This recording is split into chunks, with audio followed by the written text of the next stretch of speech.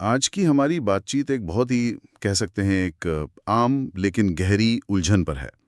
हम में से कई लोगों ने ये महसूस किया होगा कि आप सब कुछ सही कर रहे हैं, आप मेहनत कर रहे हैं, आपके इरादे भी नेक हैं, आप सच बोल रहे हैं, लेकिन नतीजे वैसे नहीं आ रहे हैं जैसे आने चाहिए। ऐसा लगता है जैसे आप एक भाषा बोल रहे हैं और जिंदगी कोई दूसरी भाषा समझ रही है। और ये उलझन बहुत स्वाभाविक है।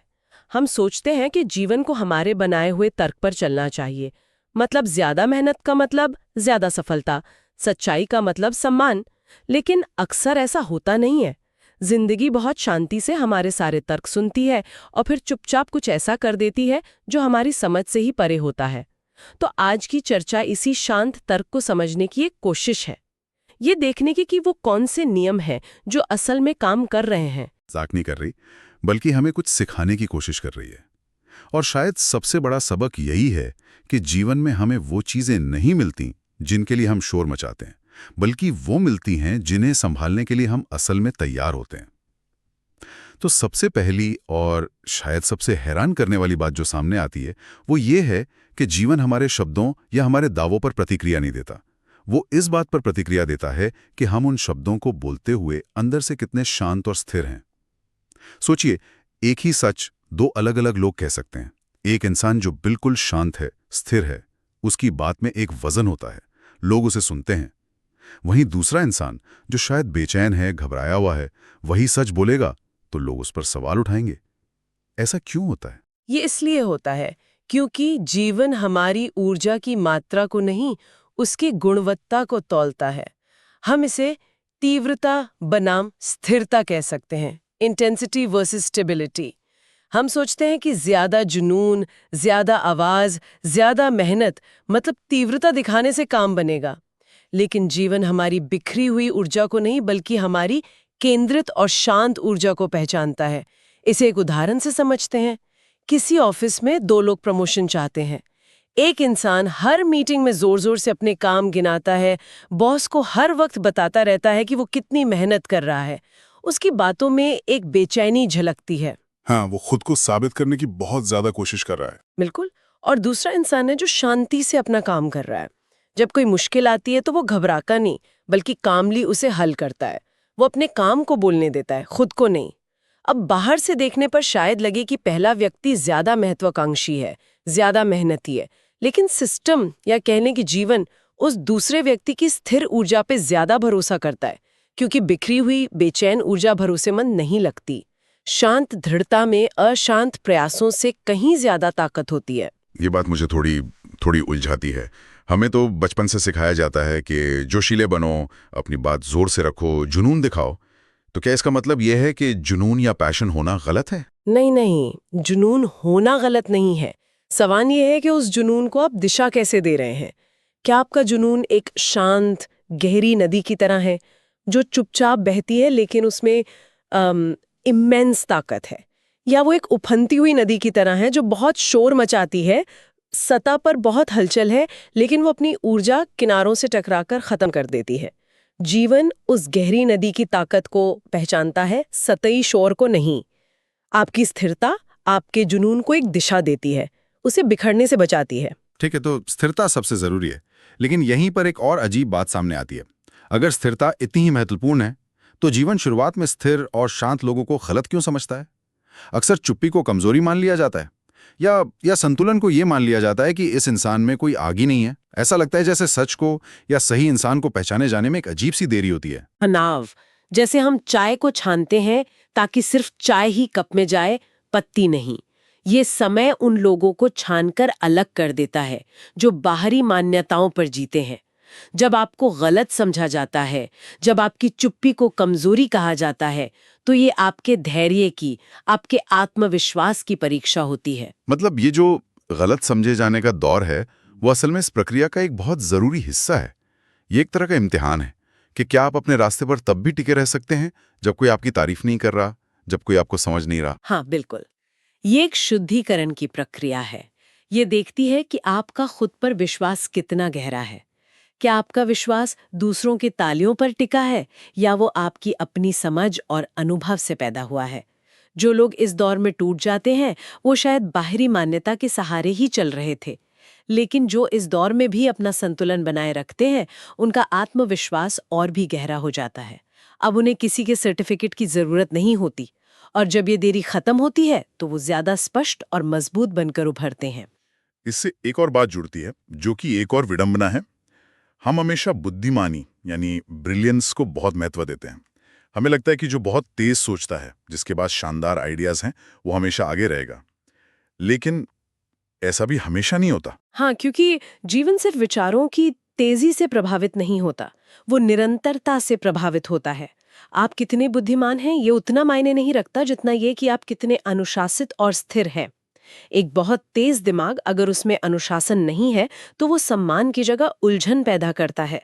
ऐसे व्यक्ति के पास हर दिन एक नया शानदार आइडिया होता है, लेकिन वो किसी एक पर भी टिककर काम नहीं कर पाता। तो ये बुद्धिमानी के खिलाफ नहीं है, बल्कि ये उस बुद्धिमानी के पक्ष में है जो अनुशासित हो।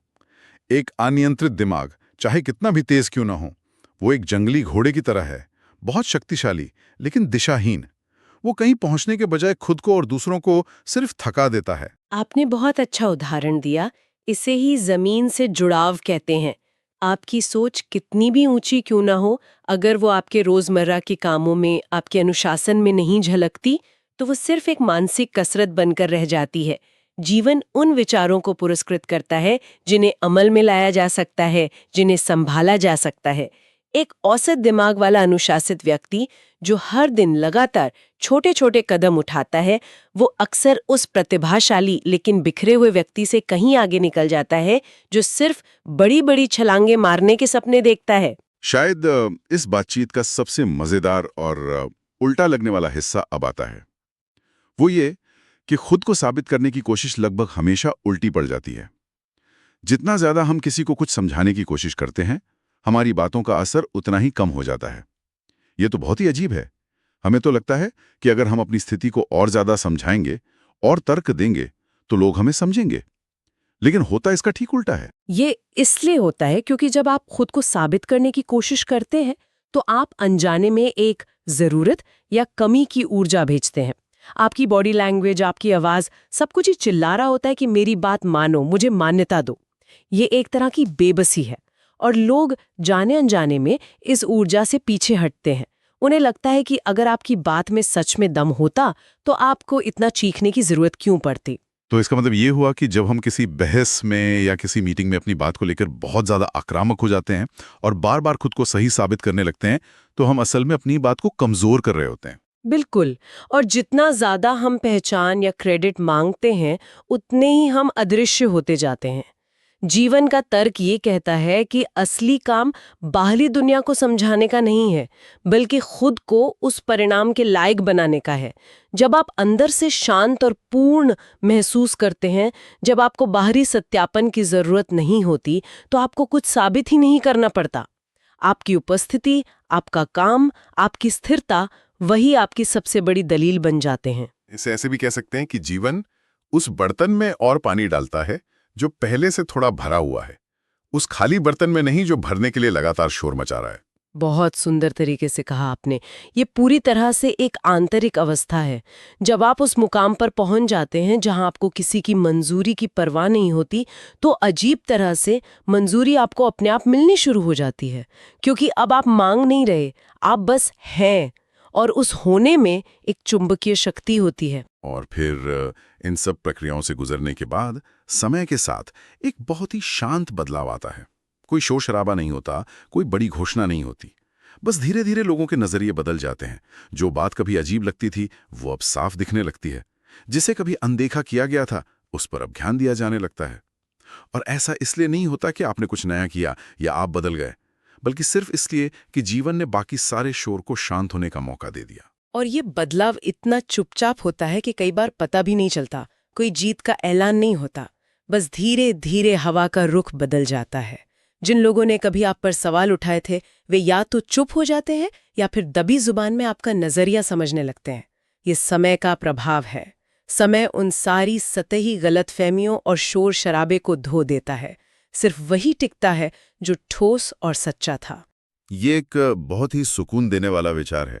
इसका मतलब है कि अगर आप सही रास्ते पर हैं और स्थिर हैं, तो आपको हर किसी से लड़ने या हर किसी को समझाने की जरूरत नहीं है। आपको बस टिके रहना है। समय और जीवन खुद ही चीजों को उनकी सही जगह पर ले आएंगे। अंत में अगर हम इन सब बातों का सार निकालें तो जीवन एक बहुत ही सरल नियम पर चलता है।